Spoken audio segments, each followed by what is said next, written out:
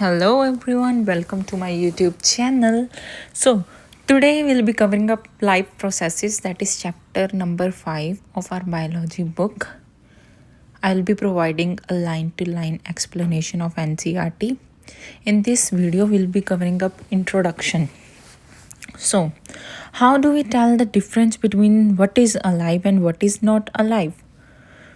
इसमें लिखा हुआ है कि कोई चीज़ ज़िंदा है या फिर कोई चीज़ मरी हुई है, उसमें हम डिफरेंस कैसे बता सकते हैं. So if we see a dog running और अ काउ चूइंग कट और a man shouting loudly on the street, we know that these are living beings. अगर हम किसी कुत्ते को गली में भागते हुए देख रहे हैं, किसी काऊ को अपना चारा खाते हुए देख रहे हैं, या फिर किसी आदमी को गली में शोर मचाते हुए देख रहे हैं, तो उससे हमें पता चल जाता है कि हाँ भाई ये चीज़ें ज़िंदा हैं.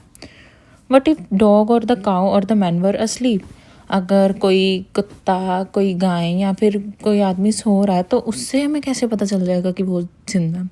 ऑब्वियसली वो लोग सांस ले रहे होते हैं, उनमें मूवमेंट्स हो रही होती हैं, उन्हें देख के ही पता चल जाता है कि हाँ भाई ये ज़िंदा है. तो आगे लिखा हुआ है कि what about plants, how do we know that they are alive. अब प्लांट्स का क्या, we see them green, some of us will say, कुछ लोग कहेंगे क्योंकि वो ग्रीन कलर के होते हैं ना, तो उससे पता चल जाता है कि प्लांट जिंदा है. बट नहीं, दे ग्रो, कुछ प्लांट्स ग्रीन कलर के नहीं होते, आई मीन कुछ अलग कलर के भी होते हैं. So they grow over time, so we know that they are alive, some of us will say. हम देखते हैं कि कुछ प्लांट्स बड़े हो रहे हैं तो इसलिए वो जिंदा है. कुछ लोग हम में से ये कहेंगे.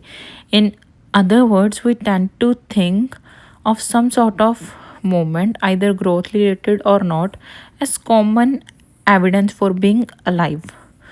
तो बेसिकली इसमें बताया हुआ है कि हम ये सोचते हैं, हम ये मानकर चलते हैं कि कुछ ऐसी मूवमेंट्स उनमें हो रही होती है, चाहे वो ग्रोथ रिलेटेड हो, जिससे हम एक एविडेंस, जिसे हम एक प्रूफ मानकर चल रहे हैं कि वो चीज़ ज़िंदा होगी. चाहे वो प्लांट है, चाहे वो एनिमल है, चाहे वो कुछ भी है, हम मूवमेंट्स से ये अंदाज़ा लगाते हैं कि हाँ वो चीज़ ज़िंदा होगी. चाहे वो प्लांट है, प्लांट में हम ये देखते हैं कि वो ग्रो कर रहा है, चाहे वो एनिमल है. ठीक है, आगे लिखा है but a plant that is not visibly growing is still alive. तो इन्होंने बताया कि जो प्लांट हमें दिख नहीं रहा कि वो ग्रो हो रहा है, वो फिर भी ज़िंदा है. ठीक है, and some animals can breathe without visible movement, और कुछ एनिमल्स ऐसे होते हैं जो मूवमेंट्स के बिना भी ब्रीथ कर सकते हैं. ठीक है, so using visible movement as the defining characteristic of life is not enough. तो इन्होंने बताया कि ज़रूरी नहीं है कि अगर हम मूवमेंट को देख रहे हैं उस इंसान में, या फिर मतलब इंसान में या फिर किसी भी चीज़ में, तो उससे हम पता कर सकते हैं कि वो चीज़ ज़िंदा है. ठीक है, ज़रूरी नहीं है कि हम उस मूवमेंट को देखें, उसी से हम अंदाज़ा लगाएं कि हाँ भी ये चीज़ तो ज़िंदा है. कुछ मूवमेंट्स हमें नज़र नहीं आती. ठीक है, अब जैसे देखा यहाँ पे लिखा है कि but a plant that is not visibly growing is still alive. अगर प्लांट की ग्रोथ नहीं हो रही, वो फिर भी ज़िंदा है, क्योंकि ज़रूरी नहीं है कि अगर वो चीज़ ग्रो नहीं कर रही, हमें दिख नहीं रहा कि वो पौधा उग नहीं रहा, तो वो मरा हुआ है. ये ज़रूरी नहीं है, क्योंकि उसमें उसके प्रोसेसेस हो रहे हैं. वो एक्सक्रीट कर रहा है, वो रेस्पिरेट कर रहा है, वो अपना पूरा न्यूट्रिशन का सारा सर्कल उसके अंदर चल रहा है अभी, इसलिए वो भी ज़िंदा है भाई. उन सब मूवमेंट्स को हम बाहर से, बाहरी आँखों से नहीं देख सकते हैं, ये बताया गया इसमें.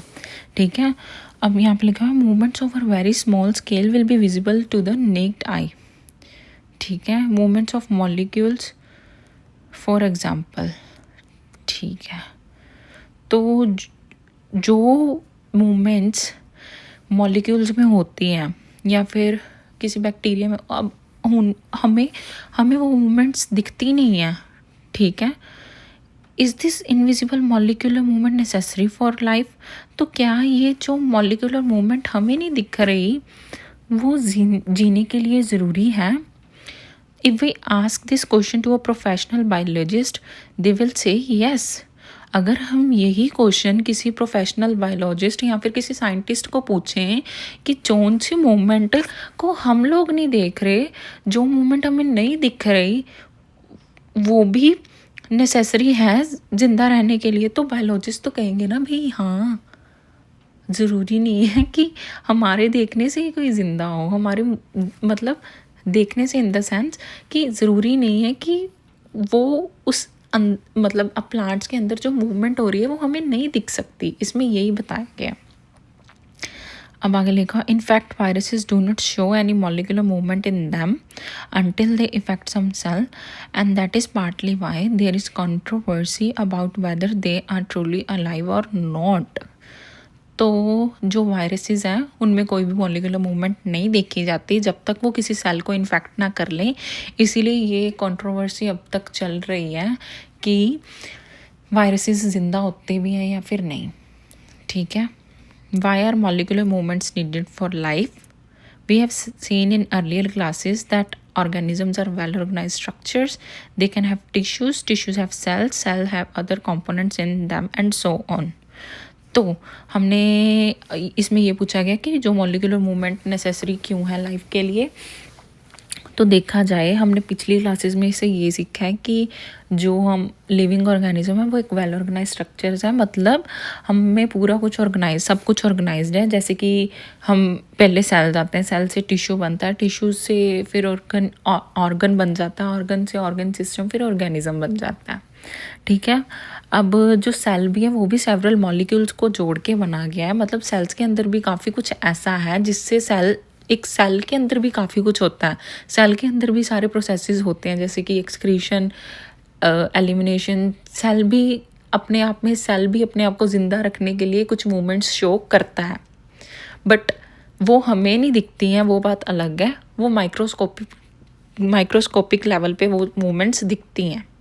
ठीक है, सो मॉलिक्यूलर मूवमेंट इसलिए बहुत नेसेसरी है लाइफ के लिए कि अगर मॉलिक्यूलर मूवमेंट होगी नहीं, अगर जो उनसे हमारे जैसे सेल्स वगैरह वो वर्क नहीं करेंगे, सेल्स के अंदर मूवमेंट ही नहीं होगी, तो फिर हम ज़िंदा नहीं रह पाएंगे। ठीक है, और इसमें आगे ये बताया गया कि जो उनसे इन्वायरमेंटल इफ़ेक्ट भी इस चीज़ को हार्म कर सकते हैं, but it is necessary for us to maintain our body, मतलब हमारा जो उनसा स्ट्रक्चर है वो हमें खुद को मेंटेन और रिपेयर करना पड़ेगा। That's it.